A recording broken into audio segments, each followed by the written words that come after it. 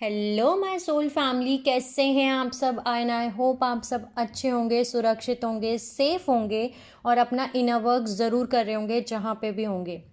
And मैं आप सभी का बहुत बहुत स्वागत करती हूँ अपने इस चैनल में। थैंक यू सो मच मेरे इस चैनल को इतना सपोर्ट करने के लिए, मुझे इतना सारा प्यार देने के लिए। And I am very glad कि मैं आपकी किसी भी तरीके से हेल्प कर पाऊँ, चाहे वो कोई भी इंफॉर्मेशन शेयर करके हो या कोई भी टैरो कार्ड रीडिंग मैसेजेस के थ्रू।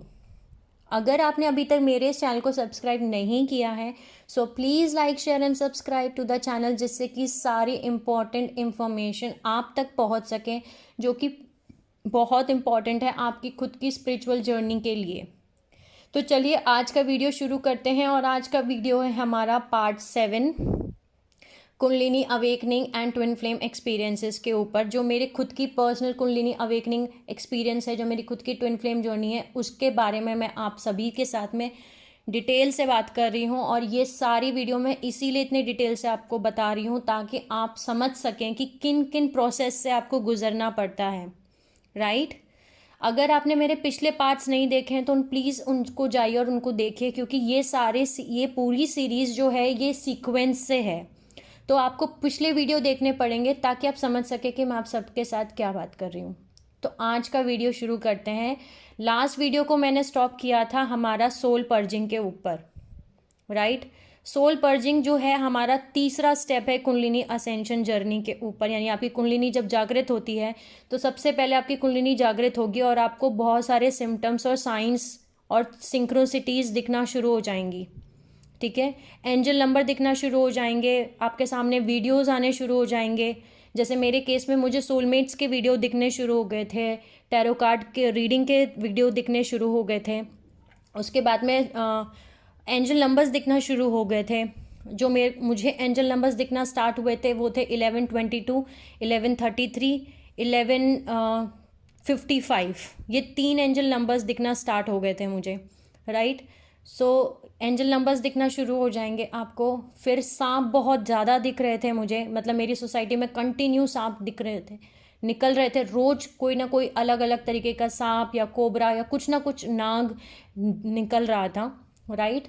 मेरा हेयर फॉल बहुत ज़्यादा हो रहा था, मुझे ऐसा लगता रहता था जैसे 24 घंटे जैसे मुझे वॉमिट हो जाएगी, मुझे बहुत उल्टी जैसा लगता रहता था। मेरा वेट बहुत रिड्यूस हो चुका था, 39 kg पहुंच गई थी मैं, मतलब, ठीक है।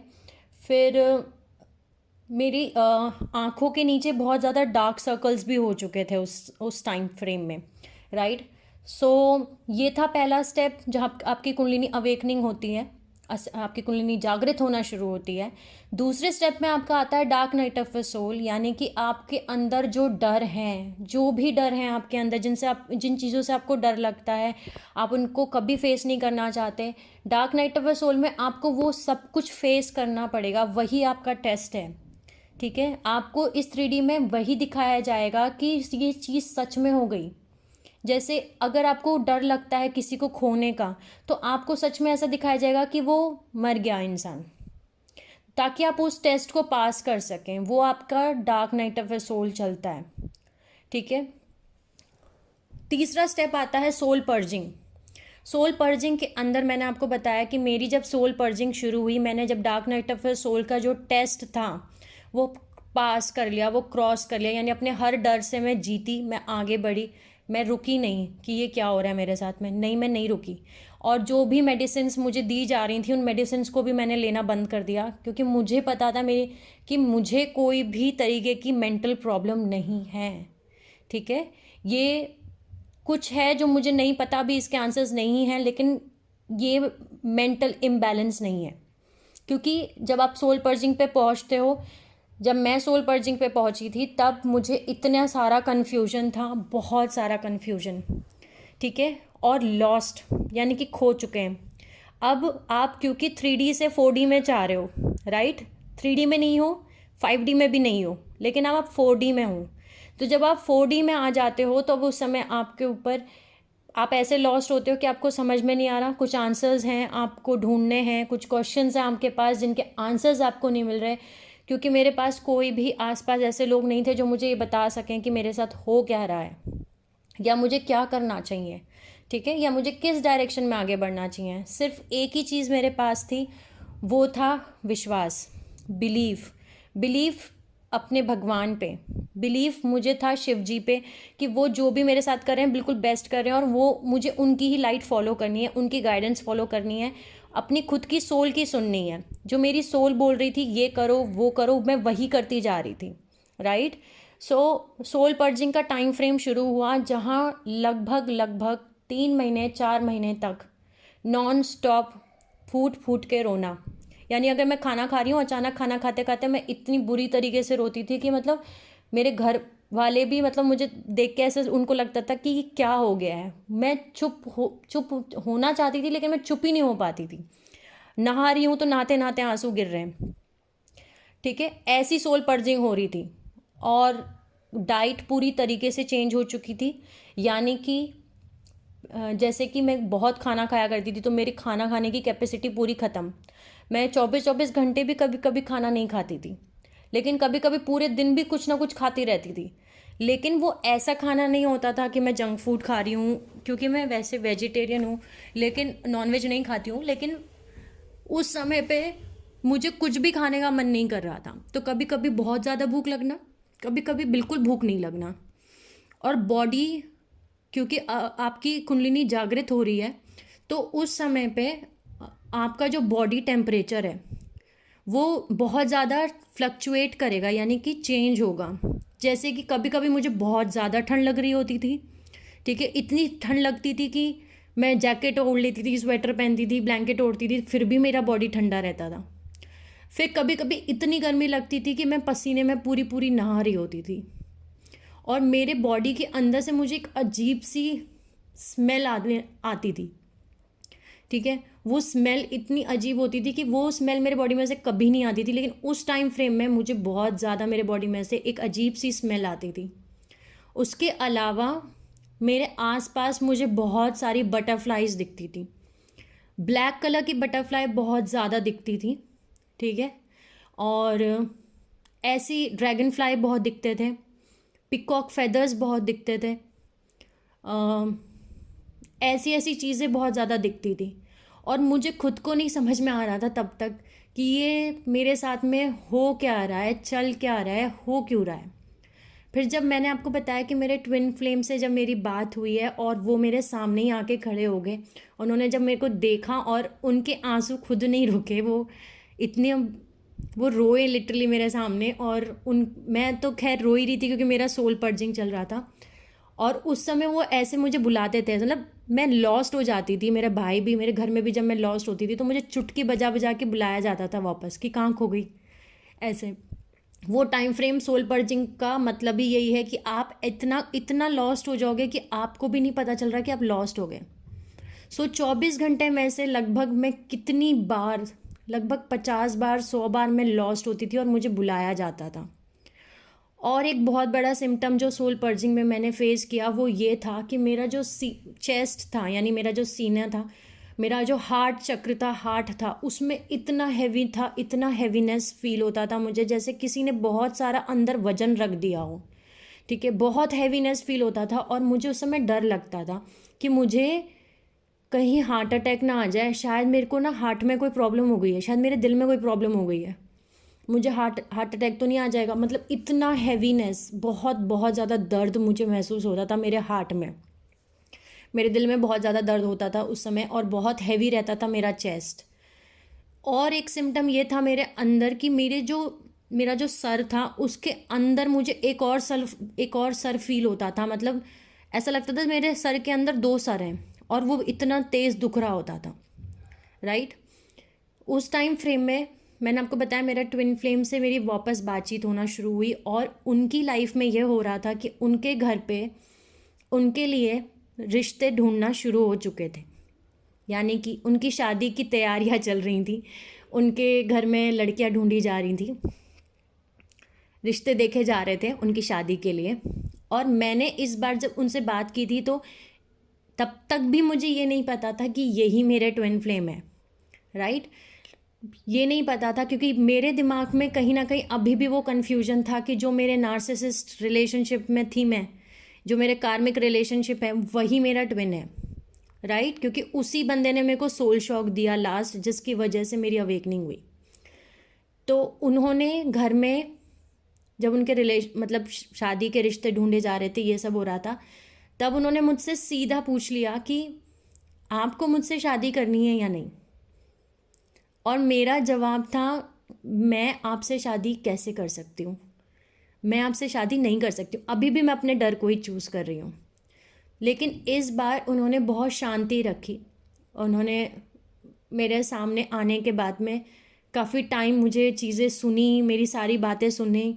उसके बाद सारी बातें सुनने के बाद में समझाया मुझे कि आप अपने आप को ध्यान रखें, अपना खाना खाएं, अपना आराम करें। और उस टाइम फ्रेम में मैं सोती बहुत थी, मतलब मुझे बहुत ज़्यादा नींद आती थी, तो मैं सोया बहुत करती थी। तो ये था हमारा तीसरा स्टेप, सोल पर्जिंग। जनवरी फरवरी आने तक और मैंने अपना यूट्यूब चैनल जो खोला था डिवाइन बॉर्न एंजल, जिससे मैं आप सभी से बात कर रही हूँ, इस पे भी मैंने रीडिंग्स नहीं की थी। मैंने ये चैनल बंद कर दिया था, मैंने आपको बताया, मैंने सब कुछ बंद कर दिया था। लेकिन जब मैं जनवरी में पहुँची हूँ, यानी कि 2021 जनवरी में जब मैं आई हूँ, तब मैंने वापस यूट्यूब खोला और वापस से वीडियोस और सब कुछ देखना, सुनना, समझना शुरू किया। यानी कि अब मुझे ये पता चल गया था कि सोलमेट नाम की कोई चीज़ होती है, ठीक है। फिर मुझे पता चल गया ट्विन फ्लेम नाम की कोई चीज़ होती है, राइट। ट्विन फ्लेम्स कुछ होते हैं, सोलमेट्स रिलेशनशिप्स कुछ होते हैं, स्पिरिचुअल अवेकनिंग कुछ होती है। यहाँ तक मुझे पता चल गया, राइट। सो ये कुंडलिनी असेंशन जर्नी मेरी ऐसे चल रही थी कि मतलब धीरे धीरे मैं एक एक सीढ़ी चढ़ रही थी और एक एक चीज़ें मेरे सामने, एक आंसर मैं ढूंढती थी तो दूसरा क्वेश्चन रेडी होता था मेरे लिए कि अब इसके बारे में पता करूं। और जो एंजल नंबर्स मुझे दिखना शुरू हो गए थे, उसमें भी नंबर्स ऐड हो गए थे। अब 1111, 1122, 1133, 1144 और 1155 ये नंबर्स दिखना शुरू हो गए थे मुझे। और ये सारी बातें मैं मेरे ट्विन फ्लेम के साथ शेयर करती थी, राइट, कि ऐसा कुछ होता है, कार्मिक रिलेशनशिप्स कुछ होते हैं, सोलमेट्स कुछ होते हैं, ट्विन फ्लेम्स होते हैं, और स्पिरिचुअल अवेकनिंग होती है। तो ये मेरे साथ जो हुआ, ये मेरी स्पिरिचुअल अवेकनिंग हो रही थी, ठीक है। हमारे एंसेस्ट्रल कर्म, मतलब ये सब कुछ अब मुझे पता चलने लगा जनवरी तक, क्योंकि मैंने खुद की रिसर्च की है। और मैं आप सभी को एक एडवाइस देना चाहूँगी कि आप चाहे किसी भी जर्नी में हो, चाहे आप सोलमेट रिलेशनशिप जर्नी में हो, चाहे आप ट्विन फ्लेम रिलेशनशिप जर्नी में हो, या आप एक स्टार सीड हो, लाइट वर्कर हो, एम्पाथ हो, आप सभी को अपनी खुद की सोल जर्नी अपने बेसिस पे कंप्लीट करनी है। जो भी मैं बता रही हूँ आपको या कोई और आपको बता रहा है, वो सिर्फ आपको सुनना है, लेकिन आपको अपनी खुद की सोल की सबसे पहले सुननी है कि वो आपको क्या गाइड कर रही है, वो आपको क्या मैसेज दे रही है। अपनी खुद की एक, मैं आपको बोल सकती हूँ, आप खुद का अपनी एक सोल की सुनिए और अपनी खुद की एक जर्नी शुरू कीजिए, अपनी खुद का एक रिसर्च कीजिए कि इस कोई भी टॉपिक के बारे में, कि इसको क्या कहते हैं, इसको क्या कहते हैं। और क्योंकि गूगल पे, यूट्यूब पे सब कुछ अवेलेबल है, ठीक है, लेकिन आपको ये पता होना चाहिए कि क्या सच है और क्या इल्यूजन है, क्योंकि सब कुछ दो हिस्सों में बटा हुआ है, यूट्यूब पे और गूगल पे भी सच भी है और इल्यूजन भी है, राइट। सो आपको आपके सोल की सुननी है कि क्या सच है और क्या इल्यूजन है। उसके बाद में फरवरी तक आने तक मैंने अपने ट्विन फ्लेम को बोल दिया कि हाँ मैं तैयार हूँ शादी के लिए, राइट। मैंने हाँ बोल दिया और उन्होंने भी घर में बात कर ली कि मेरे लिए लड़की मत ढूंढो, यही है जिससे मुझे बात करनी है, और यही है जिसके साथ मुझे शादी करनी है बेसिकली। सो मेरे लिए और लड़कियां ना ढूंढी जाए। लेकिन आपको पता है कि जितने भी ट्विन फ्लेम्स बने हैं, जितने भी ट्विन फ्लेम्स हैं हमारे प्लैनेट अर्थ पे, उन सभी की जर्नी में कुछ ना कुछ एक ऐसा टैबू है जिसको उनको ब्रेक करना है। जैसे कि हो सकता है कि आपके ट्विन फ्लेम जर्नी में लड़की बड़ी हो और लड़का छोटा हो, ठीक है, उनके बीच में एज फैक्टर हो सकता है, या फिर लड़का बहुत बड़ा हो और लड़की बहुत छोटी हो, या फिर हो सकता है रिलीजन फैक्टर हो, एक हिंदू है एक मुस्लिम है, एक क्रिश्चियन है और एक मुस्लिम है, रिलीजन फैक्टर हो सकता है। तीसरा फैक्टर हो सकता है बच्चों का फैक्टर, जैसे मेरे केस में मेरे बच्चे हैं, राइट। सो बच्चों का फैक्टर हो सकता है डिवाइन फेमिनिन के बच्चे हों, और हो सकता है डिवाइन मैस्कुलिन के बच्चे हों, ठीक है। तो ये फैक्टर हो सकता है।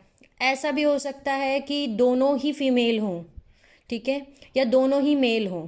तो कुछ भी ऐसी चीज़ जिसको हमने बनाया है, इस 3D वर्ल्ड ने बनाया है, हमने ये टैबूज क्रिएट किए हैं, उन चीज़ों को तोड़ने के लिए ही ट्विन फ्लेम्स आते हैं। ये सिखाने के लिए आते हैं कि प्यार एक अनकंडीशनल है, वो किसी कंडीशन पे बेस नहीं है, ठीक है। तो ट्विन फ्लेम रिलेशनशिप की ये सबसे खास बात है, उन माइंड फ्रेम्स को, उन सोल्स को जगाना कि सबसे ऊपर और सबसे ज़्यादा फ्रिक्वेंसी किसी चीज़ की है तो वो सिर्फ़ और सिर्फ प्यार की है, अनकंडीशनल लव की है, ठीक है। और किसी को भी अगर आपको देखना है तो उसको आप सोल से जानो, ठीक है, सोल से जानो, तब आप किसी को बताओ कि ये कौन है, क्या है, कैसे है, ठीक है।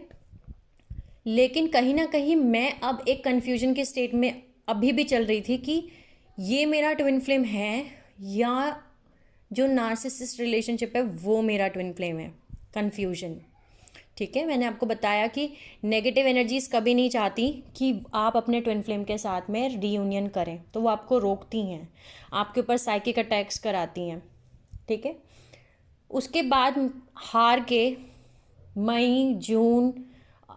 मार्च अप्रैल मई 2021 में हार के मेरे ट्विन फ्लेम ने फाइनली वो फोटोज़, वो ड्राइंग्स, वो विजन्स, वो पूरी चीज़ें वो मेरे सामने लेके आए बैठे, जो उनको मुझे 2015 में दिखानी थी, ठीक है।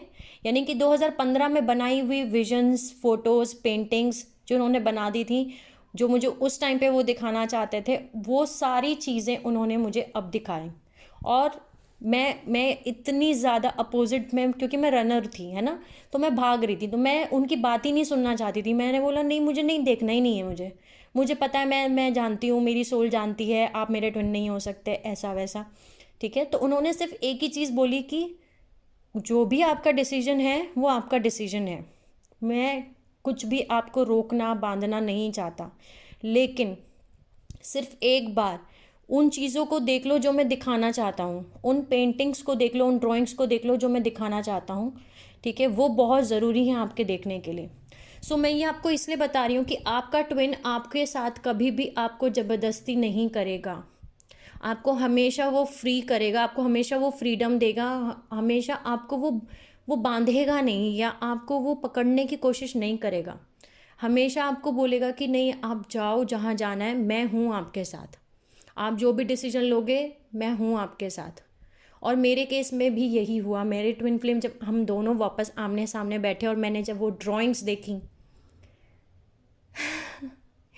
जो भी एक्टिवेशंस बाकी थे मेरे अंदर, जो भी चक्र बैलेंस नहीं हुए थे, वो सब कुछ बैलेंस होना स्टार्ट हो गए। जो मेरे को हैवीनेस फील हुआ करती थी, वो धीरे धीरे, जो हार्ट बीट फास्ट होती थी, मेरा हार्ट चक्र कंप्लीट ओपन हो चुका था, राइट। साइकिक पावर्स बढ़ गए थे। और एक बहुत बड़ा इम्पॉर्टेंट डिफरेंस मैं आपको ये बता सकती हूँ, इससे आप पता लगा सकते हैं कि आप आपके ट्विन फ्लेम से डील कर रहे हैं या आप अपने कार्मिक रिलेशनशिप से डील कर रहे हैं, कि जब आप कार्मिक रिलेशनशिप में होंगे तो जो भी आपकी साइकिक पावर्स हैं, जो भी आपके पास में पावर्स हैं, जैसे मेरे पास में थी, ड्रीम्स की पावर्स थी, मेरे चक्र थे, वो सब कुछ बंद हो जाएंगे, ठीक है। आपकी साइकिक पावर्स पूरी तरीके से ख़त्म हो जाएंगी। आपको वो चीज़ें, आपके चक्र जो एक्टिवेट भी थे वो भी बंद हो जाएंगे, राइट।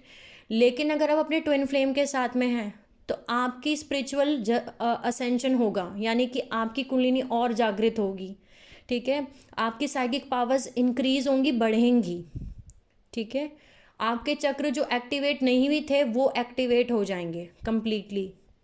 और ट्विन फ्लेम टेलीपैथी बहुत स्ट्रांग होती है। तो हमारे आम इस टाइम पे भी ऐसा ही होता था कि जब भी, अभी भी ऐसा होता है कि अगर हम दोनों एक दूसरे के पास भी नहीं है, मैं अलग स्टेट में रहती हूँ, वो एक अलग स्टेट में रहते हैं, तो अगर वो वहाँ कुछ सोच रहे होते हैं तो यहाँ मैं उसका जवाब दे देती हूँ उनको व्हाट्सएप पे, या उधर से वो कुछ बोलते हैं तो इधर से मैं जवाब दे देती हूँ, ठीक है। वो ड्राइंग्स देखने के बाद मेरा जो कन्फ्यूजन भी था, वो सारा कन्फ्यूजन ख़त्म हो गया, मतलब बिल्कुल ख़त्म, ठीक है। और इस चीज़ को मेरा जो भ्रम था, जो थोड़ा इल्यूजन में मैं फंसी हुई थी अभी भी, उस इल्यूजन से मैं बाहर निकल के आ पाई और मैं अपने रियल ट्विन को समझ पाई कि मेरा रियल ट्विन कौन है। और जो सिंक्रोसिटीज़ होती थी जब मैं उनसे मिलने जाती थी, मेरे ट्विन से मिलने जाती थी, जब भी हम एक दूसरे के आमने सामने आ रहे होते थे, फिजिकली बैठ रहे होते थे एक दूसरे के आमने सामने 3D में, तब जो सिंक्रोसिटीज़ हुआ करती थी हमारे सामने, हमारे एंजल नंबर्स दिखते थे, हमें फेदर्स दिखते थे, हमारे आसपास सिर्फ शिव शक्ति, राधा कृष्ण, ये सब कुछ दिख रहे होते थे, वो सब कुछ बहुत ज़्यादा स्ट्रॉन्ग बढ़ जाता था, राइट। और मैं आपको एग्जांपल दूं तो बचपन से ही मुझे यिंग यांग पता है, इन्फिनिटी पता है। कैसे वो नहीं, अब पता है मुझे कि क्यों पता है, क्योंकि मैं एक स्टार सीड हूँ, क्योंकि मैं ट्विन फ्लेम हूँ। और मेरे जो ट्विन फ्लेम हैं उनको एंडलेस ड्रैगन पता है। उन्होंने जो पेंटिंग्स बनाई उसमें उन्होंने यिंग यांग बना दिया। वो अपने पास शिवलिंग रखा करते थे, राइट।